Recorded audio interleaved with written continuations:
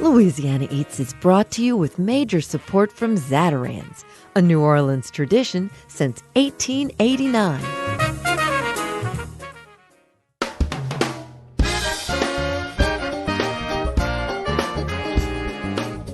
From WWNO New Orleans and our studios in the Southern Food and Beverage Museum, this is Louisiana Eats. I'm Poppy Tooker. It's my favorite time of year in Louisiana. It's carnival time. One of the great Mardi Gras experts is Errol Laborde.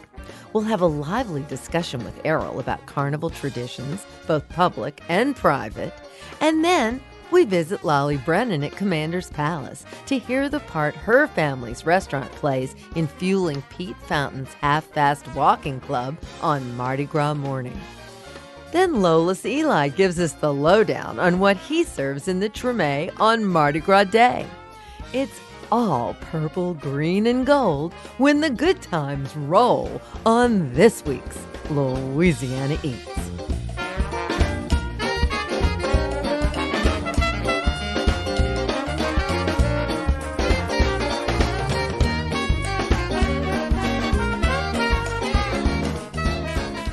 Carnival isn't just about parades and parties. They're elements of sociology, religion, theology, and folklore behind every float, mask, and meal.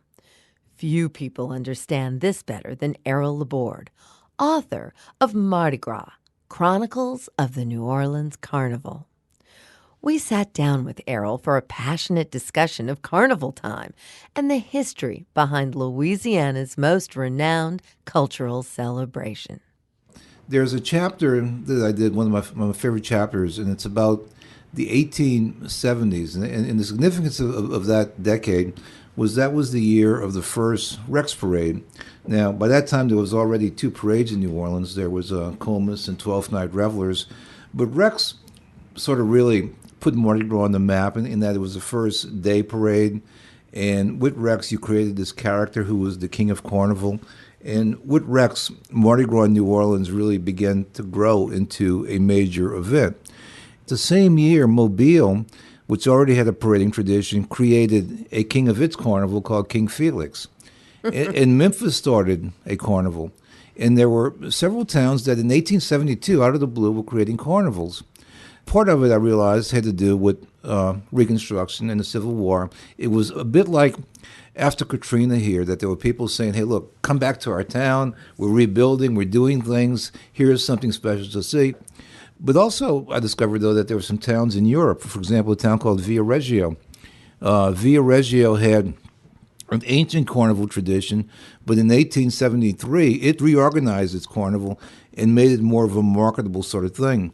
And in Nice, which isn't far from Via Reggio, just right up the coast and over the French border, they'd been celebrating carnival since the 1200s, but also in that same time period, they developed like the Nice Carnival Association. So all of a sudden you see, not just in the United States, but in Europe and other places, by the 1870s, formalizing, really structuring a carnival.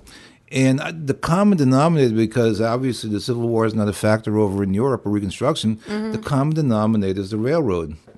Because by then the passenger railroad is becoming onto its own. I mean, there have been railroads, but there's developing passenger railroad markets. And if you got a passenger railroad, you got to create destinations. And with the first Rex Parade, passenger railroads, printed these flyers, and they had them at train stations up and down the line. Come to New Orleans and see the parade of the King of the Carnival. This was the era of the Industrial Revolution and steam power, and it was just part of that people were becoming more mobile, and there was ways for people to get around. And carnivals were a good way to mobilize people and give them something to come in and to discover. And discover it they did. Since then, Carnival has become a mainstay in Louisiana that's been celebrated by costumed revelers despite world wars, police strikes, and even the aftermath of that big weather event in 2005. Through it all, Carnival's developed into a major economic engine in the state, due in part to Super Cruise, Bacchus, and Endymion, and the old-line traditions of Proteus and Rex. It might be an understatement to call some of their food celebrations decadent. There was a float group for one crew that for many years had its own party at Antoine's. And one of its objectives was to have a party that was as expensive as possible, right? And so this crew would get together in one room, and they would order for the group, right off the oysters and the souffle potatoes and everything. They just serve, and they'd have wine, and they would just dance, and they'd have dancing girls of various sorts too. And then they would march. This was back when the parade was leaving from the auditorium. They'd have these guys with American fire wagons, and they'd pull the wagons, and the wagons had ice chests full of champagne, and they would march to the auditorium and get ready for the parade. So by the time that they got on their floats, they were fueled with an afternoon dinner at Antoine's plus champagne along the way. Well, that's actually a pretty common tradition that a lot of the old line groups have luncheons before their big ride. At the carnival balls, there used to be a great tradition back when they were at the municipal auditorium that they'd have these huge parties backstage at the ball. Turtle soup was very common, and the mythology behind turtle soups, I mean, maybe it's true, was that turtle soup had a sobering effect. And so that was always something that you'd serve, and there'd be party sandwiches, and it was a big, big deal. That turtle soup, it's always sobering when it's got that shot of sherry in it, huh? Yeah, that always helps. That makes good sense. But then what happened under a previous city administration, they gave the food concession to some guy who just jacked up the prices tremendously, and they made it mandatory that you had to get it from this guy. So the crew said, well, no, we're not going to do that anymore. And now you go backstage at the ball, and they may have, like, peanuts or something and some drinks. But more often what they'll do is that the crew will meet earlier that day, perhaps at a place like Galatoire's or Antoine's and Arnaud's. On Mardi Gras, there's a big produce lunch at Antoine's, and you walk by there, and it's such a juxtaposition. You see your Mardi Gras street people, and then you see your produce people, the produce ladies who are always dressed very nice, the produce guys who got the signature red tie. Yes. And they're just walking together. And, it used to be that after the produce luncheon that quite often they go to another bar nearby. In the last few years, somebody at Antoine's got smart, and they put a bar count in front of Antoine's. And so they get them inside and outside now. Errol, sometimes they throw food from the floats, don't they? The law is if you throw food, it has to be packaged. I mean, you can't just go and throw a hot dog or a piece of chicken or something like that. So throwing food is not really encouraged. But one thing that has become a tradition is moon pies, and that is not unique to New Orleans. That probably comes through Mobile because moon pies were developed out of Chattanooga, and so if there is one edible throw that you could kind of link with Mardi Gras, it's probably the moon pie. What I'm trying to advocate, and really getting nowhere with doing this, for watching the Rex Ball. Yes. If you're at home, I think that the perfect supplement to have while watching it is moon pie and champagne. Okay. So I really urge people while Rexing the ball, have a couple of moon pies and have a glass of champagne and watch the Rex Ball with that, and can't ask for anything more. I loved that you had an epilogue that you entitled "Stir Me Something, Mister." Right. That's a great line. I really like that. And in that, first you list what you consider the 16 top foods of the Louisiana Mardi Gras. So I was hoping that we could chew that over together. Okay, it was totally unscientific. It was me just kind of trying to figure this out. And keeping in mind, here I am talking about the Louisiana Mardi Gras, which is different from the New Orleans Mardi Gras. It's not the same kind of history or sociology or that sort of thing, but it's a parade. There are different destinations for the Cajun Mardi Gras. Different towns have their own celebration.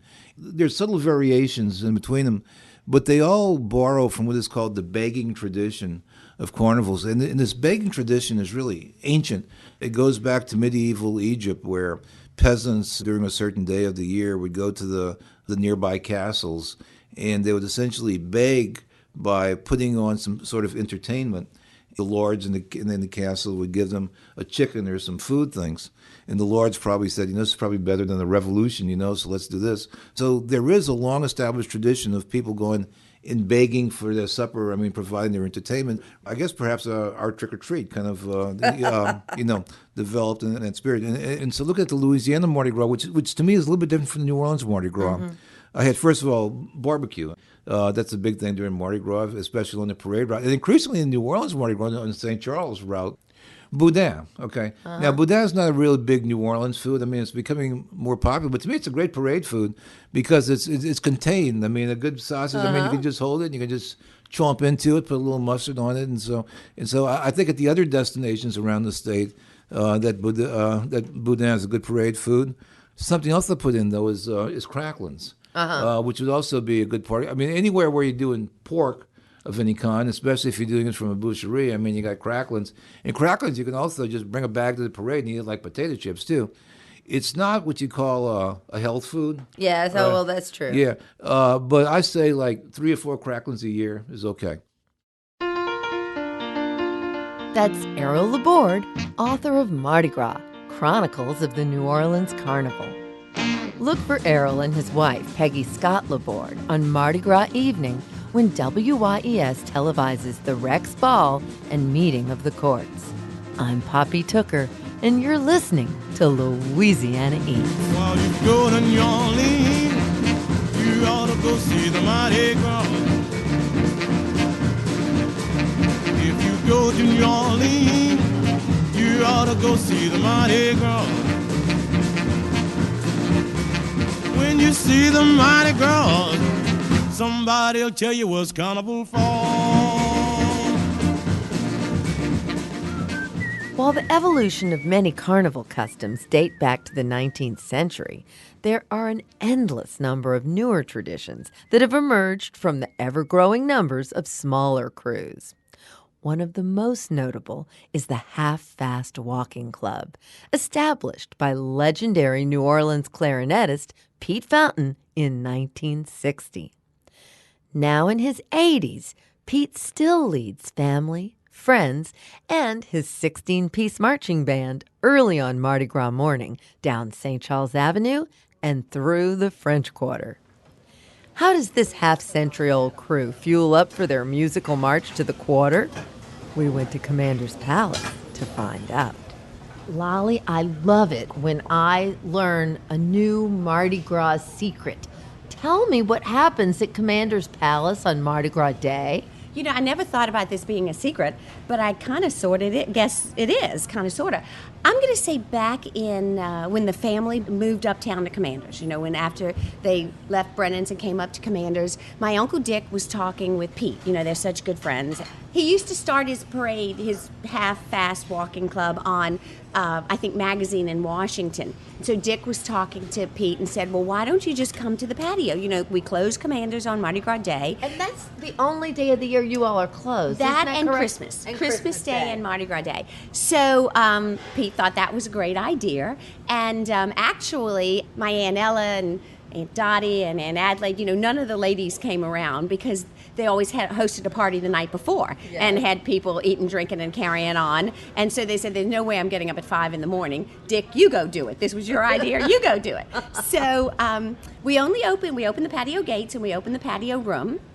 And so they gather here and they costume. They put their costumes on. Oh, so, that's fantastic. Yes, you can see them, I've been told, in different sort of array of their costume. You know, you might see them running around their T-shirt and they haven't gotten their costume top on or yet like that. So it's probably a better place for just the Uncle Dick and the men managers to be here to take care of them.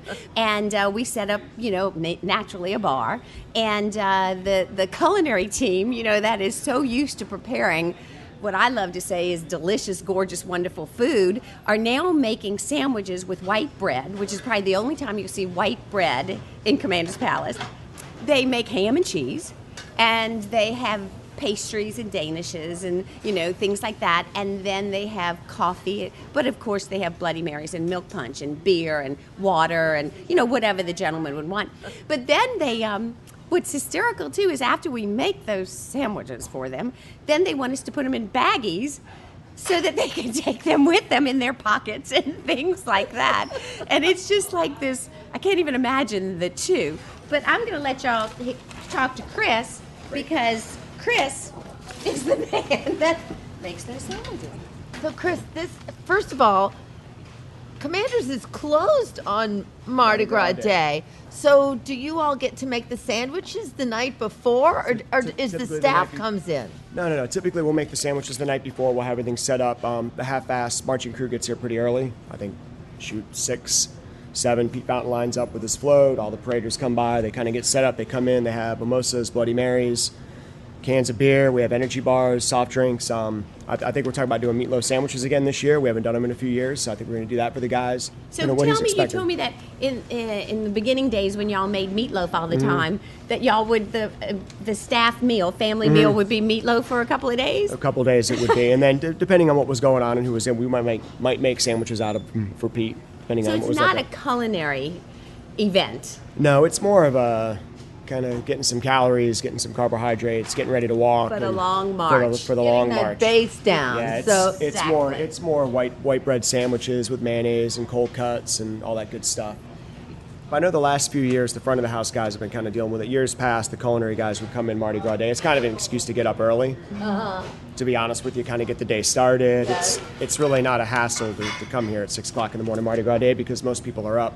My day ends around noon, 1 o'clock on Mardi Gras, to be honest with you. I go pretty hard a few days before, so it's fun to get up, come in the morning, you see the sights, people are kind of lining up. So what do you eat on Mardi Gras Day? It depends. So the last 3 years, we have been going to Frankie and Johnny's. Okay. So we load up on oysters, we'll get gumbo and po' boys, things like that, that's kind of been our recent tradition. Years past, we would go to the Milan and just load up on Jello shots. But, sorry, now, I you said know that out what loud. T says? Shots T are says immature. shots are stupid. Jello shots are not stupid. Okay. Warm shots of bourbon are stupid, but Jello shots are not stupid. I'll argue with her on that. You'll see me walking up St. Charles Avenue with a brandy milk punch in my hand. That's what I enjoy in the morning, to start with that. And you can freeze brandy milk punch. You can get a water bottle, fill it up, leave about a third, not filled to the top, throw it in your freezer, and the next morning, take it out while you're getting your costume on or whatever, start out walking a little bit. Next thing you know, shake it up, and you have the most delicious, slurpy, kind of icy milk punch. It is in a plastic container, which you can carry on the streets. I love it when I learn something new every day, and that is a delicious one. Thank you. You're welcome. Thank y'all for coming to talk about Pete Fountain and Commanders. We love what we do. Well, the timing was magic, so let me just wish you both a very, very happy carnival and happy Mardi Gras. Same to you. Throw me something, mister.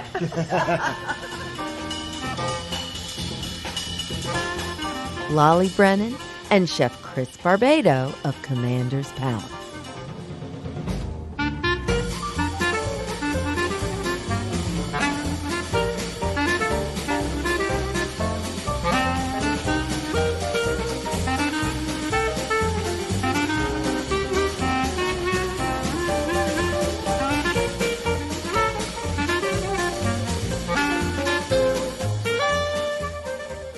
While T. Martin may have her staff's best interest in mind when she says that shots are stupid, when it comes to Mardi Gras, I'm with Chef Chris.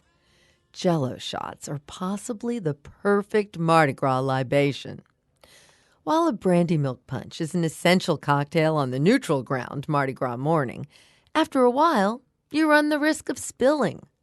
Jello shots won't spill, and they can be made in the traditional Mardi Gras colors of purple, green, and gold. Take my advice. A tray of Jello shots will make you the most popular person on the parade route. Here are my secrets for making perfect Jello shots. First, you need to acquire the right containers, those little pleated paper souffle cups. Nothing else is soft enough to squeeze out the shot properly when it's time for toasting. Anyone can buy a box of them at local restaurant supply stores. Next, buy a fifth of Everclear and a fifth of inexpensive vodka. Save the good stuff for the martinis. Refer to the speed set method on the side of the Jello box and completely dissolve the Jello in 3/4 cup of boiling water. In a heat-proof measuring cup, combine a 1/2 cup of vodka and a 1/2 cup of Everclear.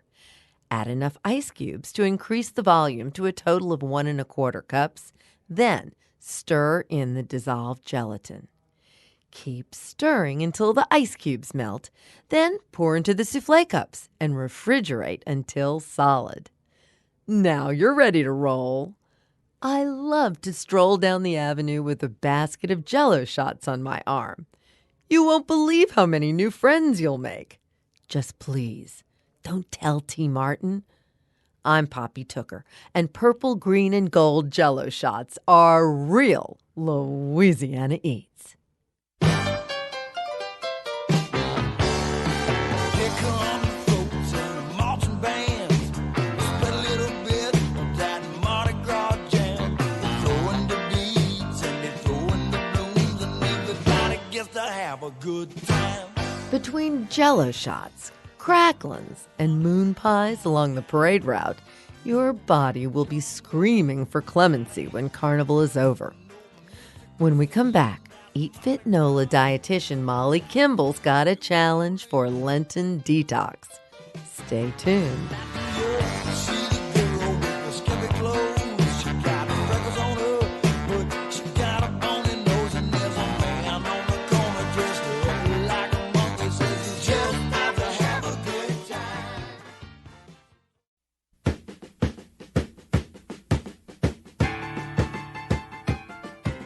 I'm Poppy Tooker, and you're listening to Louisiana Eats, edible content for Louisiana food lovers.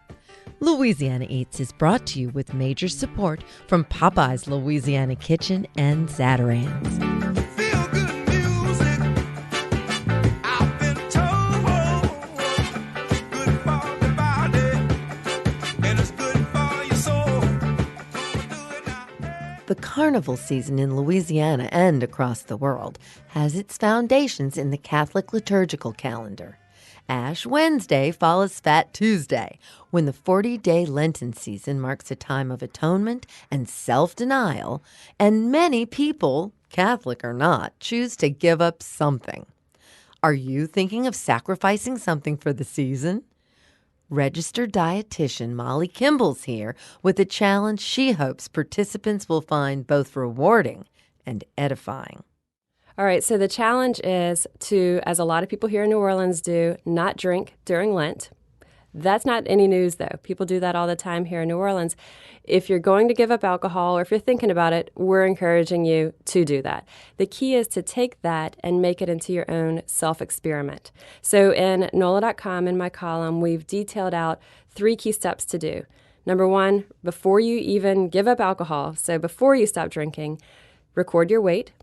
Number 2, take a close-up photo of your face. That lets us see what the circles are like under your eyes, the texture of your skin, the redness or puffiness of your skin. And then number 3, we have a series of labs to get done. And these labs are various markers throughout our body and indicators of alcohol's effect, particularly things like liver enzymes and inflammatory markers. The challenge being not only give up that alcohol for Lent, but do all these things pre and then do them again post. So that gives us a real good visual and real good metrics to kind of gauge, well, what was or what is the impact that alcohol has on my body. How many people do you think are going to actually be participating? I'll say this. I've been writing for NOLA.com since 2008. This column, and it's been less than a week that it went live, has more page views than any other column I've ever done. And I've already gotten about 50 emails. And we don't require that someone emails me to tell me that they're doing it. They just can if they want and share their labs and their before and after information.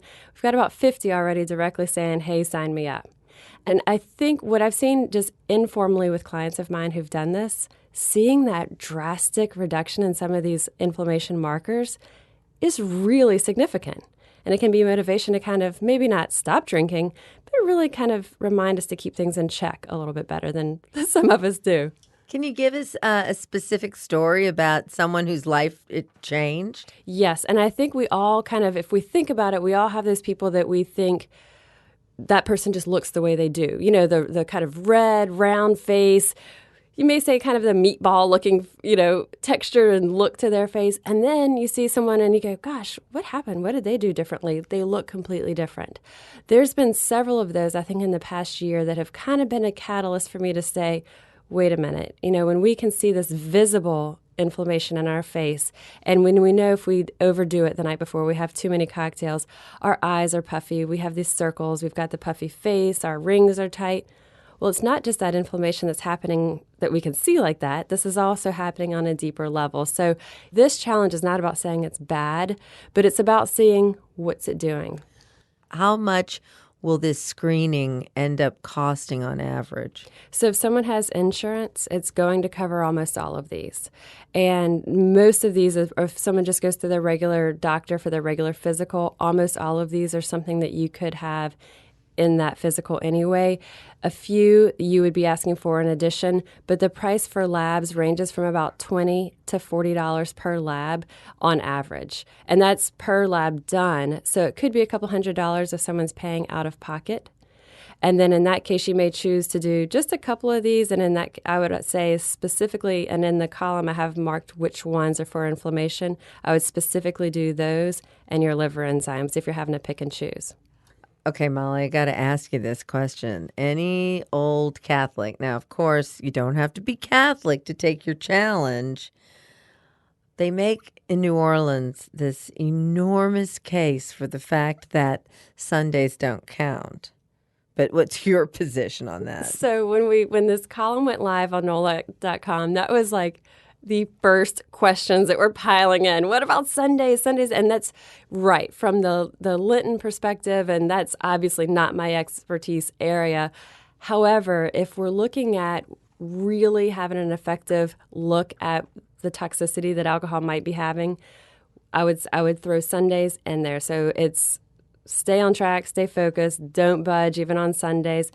I think something like this is just kind of tuning in and seeing how's it affect me, but again, being extremely clear. We're not saying don't drink ever, alcohol's bad, all this stuff. I think anybody who knows me and listens to me as a dietitian, we're always figuring in people's alcohol. That's just part of what we do here in New Orleans. But this is kind of just that. If we're going to do the alcohol-free for 40 days, make it that little self-experiment. For people who want to join the challenge, how do they get involved? So really, you just do it. It's as simple as that. So in my article, we say, if you want to email me, let me know that you accept the challenge. By all means, you can. You could share your photos, your lab work, any of this. And of course, it's all kept confidential. We're also asking when people do follow this challenge, we have a hashtag we're using on social media. So NOLA.com will be sharing a lot of tips and strategies. I will be on my social media, and it's hashtag alcohol-free for 40. Okay. So with the 40, so alcohol-free for 40, that's the hashtag. So just trying to kind of make it fun and let people chime in and also share some tips and strategies for what works for them as well. Well, thanks for this exciting idea. I can't wait to see what the results are. So you'll be back to tell us, right? We will be back. Thank you so much for letting me share it here. Thank you, Molly. Registered dietitian, Eat Fit Nola's Molly Kimball.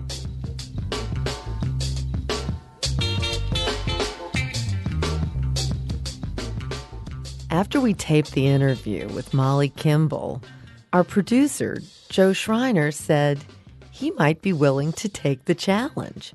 So, Joe, are you up for it?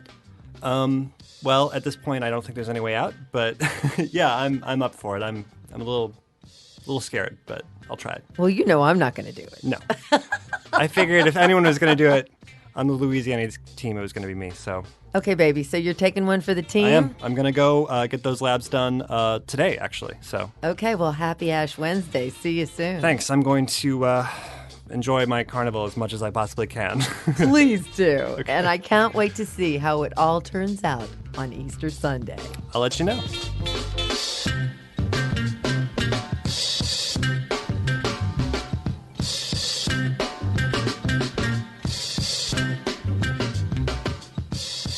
Actor and New Orleans native Bryan Batt really knows how to work a costume. On Broadway, he's appeared as a roller skating railway car in Starlight Express. He's meowed in fur in the musical Cats, and dressed as a candelabra for his role as Lumiere in Beauty and the Beast. Bryan, Do you think Mardi Gras helped prepare you for your professional life as an actor? I do. I never was afraid of wearing any costume that I was shown that I had to wear, because I think here it's just ingrained in our upbringing that you wear costumes here. We dressed for every Mardi Gras since I was a little kid. I can remember either we were clowns and my mother dressed as well. She didn't just dress us up. She went along with us the whole 9 yards. And then we were Batman and Robin for a while. My brother wanted to be Batman so badly, and I went along with it because, I would be Robin.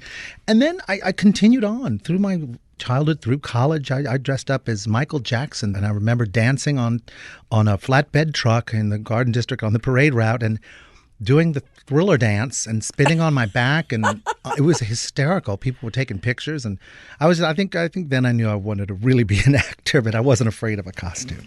So in your memoir, She Ain't Heavy, She's My Mother, I seem to remember a photo of you dressed as a page. Yes, there were a couple of Mardi Gras-inspired photographs. I might have been a page or a captain of the children's ball or something. I was in the children's ball for a bunch. I was a page and a duke and then captain and then the king. And in fact, I was just going through my mom's house. I found the costume sketch of my king costume, and it was wild to see that. It was only here do people, dress their kids up in these outlandish costumes, and adults. I mean, men are walking around in tights and boots and wigs and plumes and eyeshadow, and no one questions it. Well, there's always a lot of food packed along on those days. Yes. Tell me some of your Mardi Gras food memories. Well, in earlier days, I was a finicky eater as a child, so it wasn't like a big thing. But as I got older, I understood the wonders of a great jambalaya or nice, wonderful, clean the kitchen gumbo. But every time I think of Mardi Gras, I think of Popeye's fried chicken and Dixie beer. I don't know why. And I think I only have Popeye's fried chicken on Mardi Gras Day every year. That's about the only time I'll have it. And it's my one guilty pleasure. It's like stolen at Christmas and king cake exactly. on the King's Day. There's some things that you reserve for special occasions. But for about 7 years, we lived on the parade route. And you never know how many friends you have until you live on the parade route, just for the bathroom alone. But on Mardi Gras Day, Tom would make these big, big vats of gumbo and jambalaya, and all friends would bring different things. So there'd be this huge smorgasbord of food on the table, which is just what Carnival should always be. My grandmother lived on St. Charles growing up as well. One of the only parades that did pass at that time was Rex. Remember, they used to all start further downtown, and she was closer to Napoleon. So I remember many Mardi Gras being at my grandmother's. Carnival is magical, and it's unique to us and unique to New Orleans, and it's fantastic. And now I was looking at the Carnival Guide. There's so many parades that I've never heard of because I was away for a long time. My first Mardi Gras in like 10 or 15 years was when we were here in 2003. So I'd been weaned away from it, living in New York and doing theater. And then when you come back and you see it, it's magical again. And it's different because when you're small, when you're a little kid, everything is huge and massive. And I remember in the children's ball when I was a little page going out into the municipal auditorium thinking, oh my gosh, this is humongous. And then I hadn't been to one in years since, I was in college, and then coming back and going to a ball and going, oh my gosh, it's totally different. You see the wonderful cracks and just the pageantry and how fun and whimsical it is, What's Mardi Gras like for you today? Today, what we love to do, we don't live on the parade route anymore, but we live kind of close.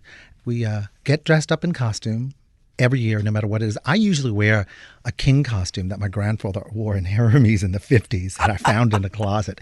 And Tom will make some kind of crazy. I think this year he's going to be the Sun King, going full out.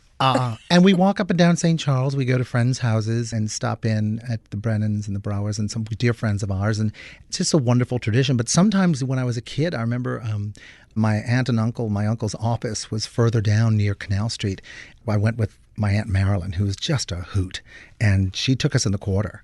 And that was an eyeful for a sixth grader. That was just like, whoa. And I've done it since when I have guests in from out of town. It's just, I find it really kind of crowded. I like an orchestra pit between me and the crowd. Amen. me too. I miss Comus, don't you? I miss Comus a lot. I miss a night parade to really tie it up at the end. It kind of now, Carnival Day just kind of fizzles out, and there's not that surge, that goodbye at the end. And I also I remember loving the floats so much, those rickety floats and the gorgeous gold leaf and the paper mache as it just went down our wonderfully paved streets here in New Orleans. But that's what I think is great. You know, there's been a change in some of the, like when all the super crews have come out of necessity. And like an Orpheus, I think, you know, they're big floats, but they're beautifully artistic. But I think everything has room for improvement. There are a lot of different things that Carnival can be. I love that it's not corporate, and it never, that never will be. I think that's great. I think there's also a way for a lot of the crews and these balls and everything, besides having the pageantry, to also incorporate the arts.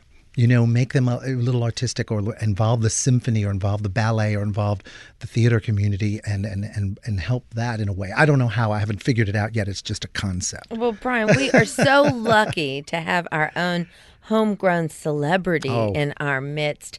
Thank you so much for coming to talk with us. And can I just say, happy Mardi Gras. Happy Mardi Gras, darling. Mardi Gras madman, Bryan Batt. Mardi Gras mambo, mambo, mambo, Mardi Gras mambo, down in New Orleans.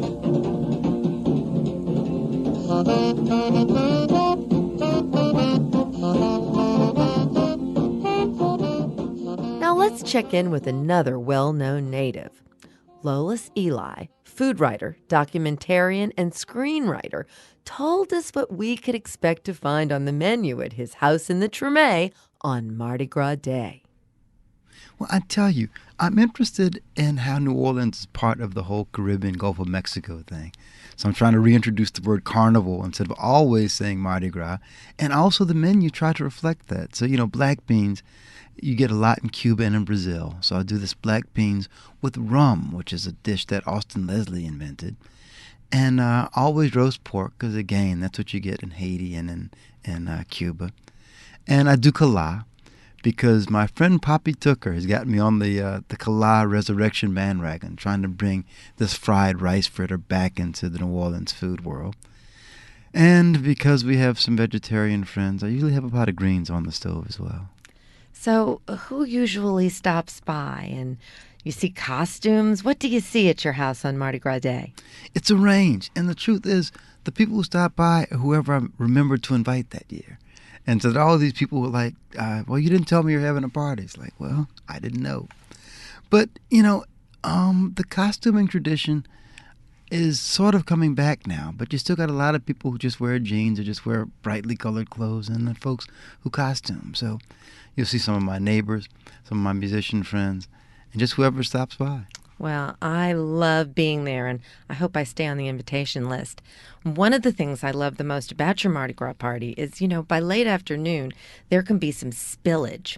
And I have been in the kitchen and seen a little spilling on the floor, and you always have something to say when you're toasting and spilling a little wine about what is it what's that all about? The ancestors are getting drunk on the wine we're spilling. It's a small tribute to pay to them. I just absolutely love that. Lolis, thank you so much for taking the time to come talk with us here on Louisiana Eats. Always a pleasure. Lolis Elie, scriptwriter and New Orleans documentarian.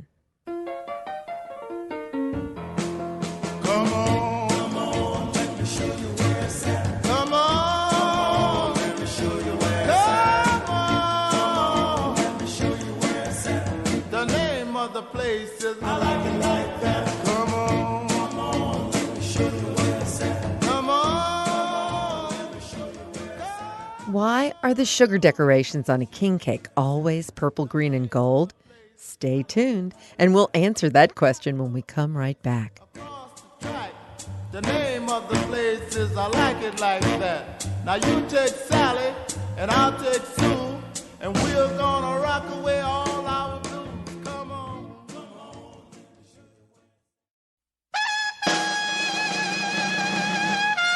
Now you're right. Yeah.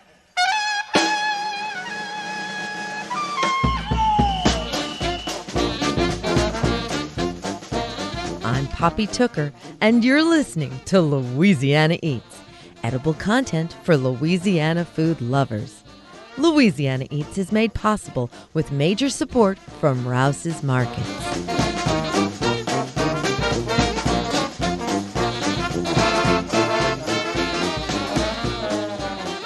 Here's this week's culinary quiz question, brought to you with support from Popeye's Louisiana Culinary Institute. Why are the sugar decorations on a king cake always purple, green, and gold? Rex, the king of Carnival, selected the official Mardi Gras colors in 1872 to honor the visiting Russian Grand Duke Alexis Alexandrovich Romanov, whose house colors were purple, green, and gold. Purple represents justice, green represents faith, and gold represents power. Personally, if a king cake isn't topped with that crunchy purple, green, and gold sugar, I don't want it. And for goodness sake, don't give me an out-of-season king cake decorated with, for instance, the saints' colors of gold and black? Black sugar? Why? That borders on heresy. I'm Poppy Tooker, and you're listening to Louisiana Eats.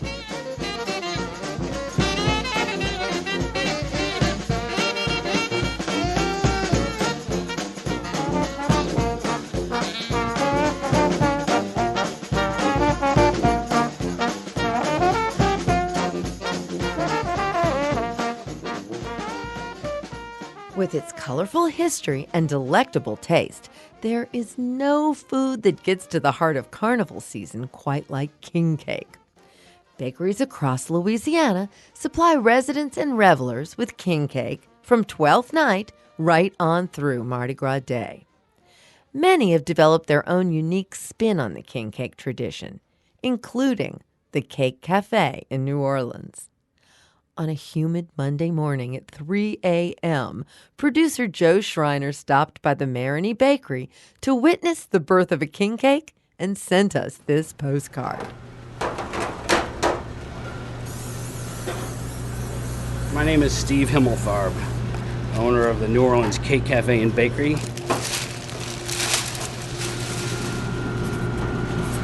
We do a number of different king cakes. We do these mini king cakes, which I'm setting up right now. These are the apple goat cheese. We also do a raspberry cream cheese. Then we do this mini king cake for Aunt Sally's pralines. In the process of doing these mini king cakes, I mislabeled the Aunt Sally's as apple goat cheese. So I have to write apple goat cheese really on ours so that when they go to be iced, they know, wait a minute, these are apple goat cheese. That's the kind of thing that happens at 3 o'clock in the morning. And I got here about 1:45. It takes about a solid hour for the ovens to warm up, so that's a good time to get everything set up. We roll the doughs out the night ahead of time so that when I come in, we have sheets of dough in the cooler that are ready to be worked with. So that's where these are right now. They're still they're kind of cold. So, but I'm going to start making our raspberry cream cheese, large ones. We opened in 07, right at the beginning of September.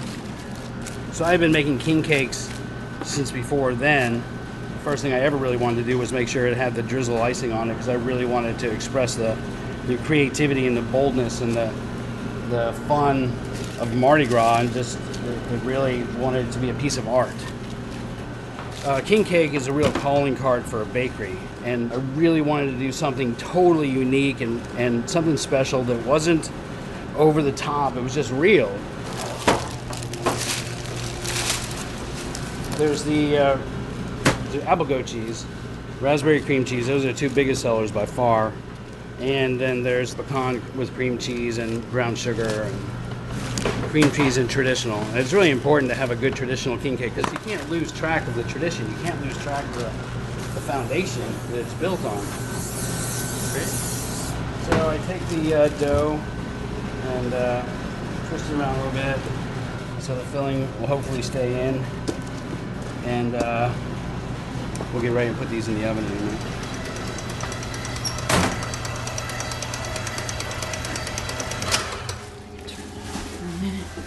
I'm Becky Himmelfarb. I'm Steve's wife.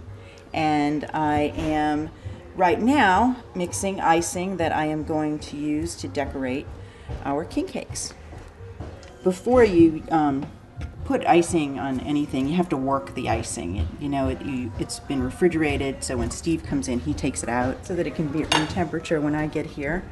And then I can put it in the mixer and work it, which is much easier than when I used to work it by hand. So I guess, not everything about the Industrial Revolution was bad. Although the mixer's been one of the few things that made me say that. This is our green. As you can see, it's a very bright, I call this Mardi Gras green. I don't have the baking background my husband has. I just have the New Orleans background. So I draw on my childhood, and I look at that and say, yes, Mardi Gras green, that one's ready to go. Hey, Cheryl, can you ask Steve if he has any tickets?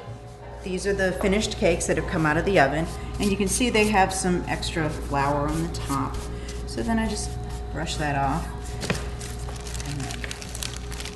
And you take it off. The ends are always where it sticks the most, but you have to work your way around and then move it onto the board. Oh, I don't like this board. It's a little messed up. So we'll just recycle that. These are special. You don't want to treat them that way. Details count. So I'm just putting a little tiny bit of stuff in here that will help the icing set. Because, you're looking at it and you see purple, green, and gold, and it looks like 3 different things, but actually it's all the same icing, so there's no reason for it not to all run together. So I'm going through and I'm laying the icing on the cake. I'm doing the purple first. Those were a little skinny, so I'm just going back over them. This is a little bit thick. I'm probably going to thin it out a little bit. We try to get all the way around with 1 spoonful if possible. Mardi Gras music on. I know. We listen to Mardi Gras music every morning when we do our cake. Gonna shuffle. Okay, and here's my mix. We usually start with Louis Armstrong. You know what? The only other thing really for me to tell you about is the babies. We have our bucket o' babies. We open that, and that has all the babies in it. Traditionally, the baby used to be baked into the king cake. Tourism became a much bigger business in New Orleans. So by the early 90s, you had tourists regularly eating king cake.